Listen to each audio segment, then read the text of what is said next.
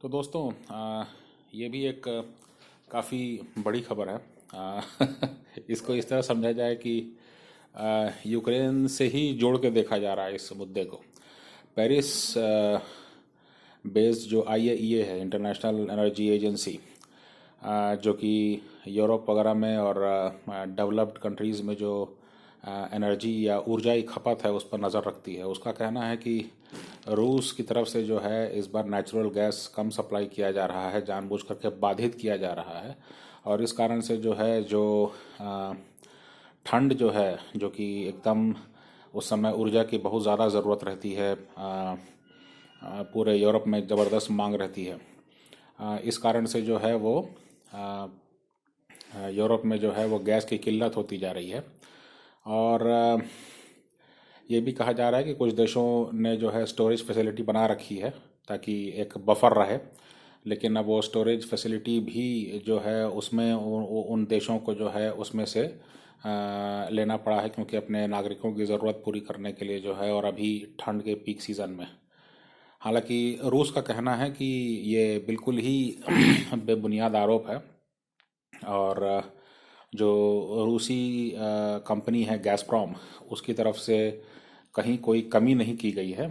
और रूस का ये कहना है कि दरअसल जो है अमेरिका से काफ़ी हद तक जो है गैस सप्लाई होता था यूरोप को, लेकिन चूंकि पेंडेमिक में कमी आई है और कई जगह पर इकोनॉमिक रिकवरी हो रही है, इसलिए नेचुरल गैस की मांग बढ़ी है। तो यूएस ने जो है वो एशिया में कई देशों में जो है नेचुरल गैस भारी मात्रा में सप्लाई किया है, ऐसा रूस का कहना है।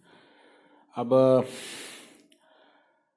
ये माना जाता है कि 30 से 40% तकरीबन जो है यूरोप के लिए जो गैस की आपूर्ति जो है वो रूस से होती है। और जाहिर सी बात है कि जो अभी यूक्रेन को लेकर संकट चल रहा है, उसमें यूरोप सीधे रूप से प्रभावित है। अमेरिका भी जो कार्रवाई करना चाहेगा उसमें जो है यूरोप की सहमति या यूरोप को साथ लेकर चलना मजबूरी है। तो मेरे ख्याल से मतलब जो है एक जो अनुमान है वो यही है कि हो सकता है कि इसी कारण जो है ये विवाद जो है दोनों तरफ से बढ़ावा दिया जा रहा हो। क्योंकि अगर इस तरह की बातें अगर अगर आप मीडिया में छपवा देते हैं कि जो है रूस की तरफ से गैस बाधित की जा रही है, तो रशिया को एक एक अनडिपेंडेबल पार्टनर के रूप में दिखाया जा सकता है। और इसके बाद जो है थोड़ा रुख लोगों का कड़ा होगा। लोग जो हैं वो पब्लिक ओपिनियन जो है वो थोड़ा सा ज़्यादा सख्त होगा रूस के खिलाफ, ऐसा भी एक सोच है। दूसरी तरफ रूस की तरफ से भी ये कहा जा सकता है कि भाई जो है गैस की आपूर्ति चूँकि रूस से होनी है, और भी कई ऐसे निर्भरता है जो कि मतलब जो कनेक्टिविटी है वो रूस के साथ ही है, या बेलारूस के साथ है, या कज़ाकिस्तान सेंट्रल एशिया के साथ है। तो जाहिर सी बात है कि जब कनेक्टिविटी है तो एकदम से जो है अमेरिका जिस तरह से दूर है, उस तरह से यूरोप दूर नहीं है। और इसलिए जो है कहीं ना कहीं टकराव इतना ज़्यादा भी नहीं बढ़ सकता है कि जो है एक दूसरे का नुकसान होने लगे। तो ये भी जो है कहीं ना कहीं एक तरह से रूस की तरफ से ये लॉजिक दिया जा सकता है। तो कुल मिलाकर के ये है कि मतलब यूरोप और अमेरिका जो हैं ये पूरी दुनिया में मानवाधिकार और तमाम सारी चीज़ों के लिए जो हैं नज़र रखते थे और कप्तान बने रहते थे। लेकिन आज के दिन में जो है बड़ी एक विचित्र स्थिति है कि वो अपनी सुरक्षा को लेकर चिंतित हैं, और अपने अपने नागरिकों को जो मुहैया कराने वाला नेचुरल गैस है, something as basic as that, उसके लिए भी वो चिंतित हैं। और उसके लिए भी जो है वो कोई विशेष प्रबंध नहीं कर पा रहे हैं। और ये भी सच है कि यूरोप और या अमेरिका में जो है रूस को लेकर के कोई एकमत अभी तक नहीं हुआ है। कोई कोई एक कॉन्क्रीट एक्शन अभी तक नहीं सामने आया है। तो ये सब चीज़ें दिखाती हैं कि दुनिया जो इंटरडिपेंडेंट वाली बात कही जा रही थी कि इंटरडिपेंडेंस होने से जो है सबकी सिक्योरिटी रहेगी और सब एक दूसरे पर निर्भर रहेंगे तो कोई लड़ाई नहीं होगी। लेकिन आज के दिन में ऐसा लग रहा है कि वही फार्मूला जो है वो उल्टा काम कर रहा है। दरअसल वो लड़ाई का कारण बन सकता है। अगर ऐसा ऐसा रहा तो जाहिर सी बात है कि फिर लड़ाई और टकराव का कारण बन सकता है। क्योंकि अगर यूरोप की अपनी ऊर्जा ज़रूरतें 30-40% जो है आप कहीं और से जुगाड़ नहीं सकते हैं। तो जाहिर सी बात है कि रूस पर बहुत ज़्यादा डिपेंडेंस है यूरोप का, इसका ये समझ में आती है बात। तो जाहिर सी बात है कि अमेरिका के कहने पर रूस के साथ लड़ाई या रूस के साथ टकराव को ज़्यादा बढ़ा देना भी यूरोप के लिए संभव नहीं होगा। ये भी चीज़ समझ में आती है।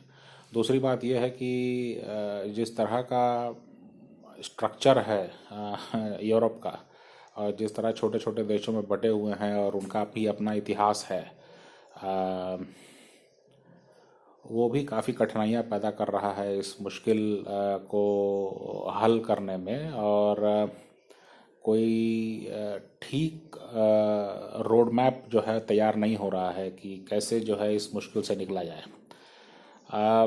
बाकी दुनिया भी देख रही है, क्योंकि अगर ये टकराव बढ़ता है और अगर इन मुद्दों को नहीं सुलझा पाते हैं,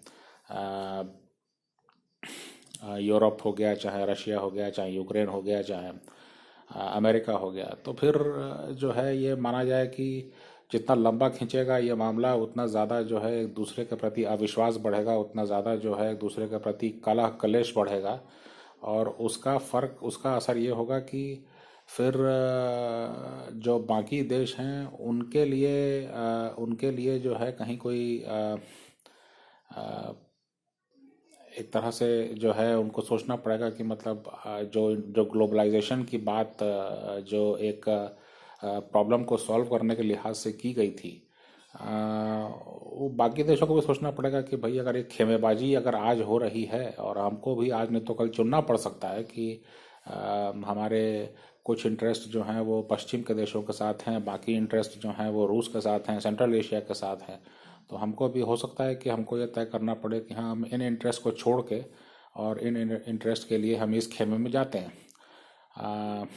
तो जैसे मान लीजिए कि जब जब जब शीत युद्ध चल रहा था, कोल्ड वॉर चल रहा था, तो उस समय स्थिति यही थी कि भाई आप कहने को तो नॉन अलाइंड मूवमेंट में थे, आप किसी खेमे में नहीं थे, ना अमेरिका के, ना सोवियत यूनियन के, लेकिन हथियार चूंकि आप सोवियत यूनियन से ही ज़्यादातर खरीदते थे, तो जाहिर सी बात है कि आपकी निर्भरता जो है वो सोवियत यूनियन पर है, और सोवियत यूनियन से ज़्यादा नज़दीक आप समझ में आते हैं या उनकी नीतियों की आलोचना कर पाना आपके लिए मुश्किल होगा, ये एकदम स्पष्ट बात है।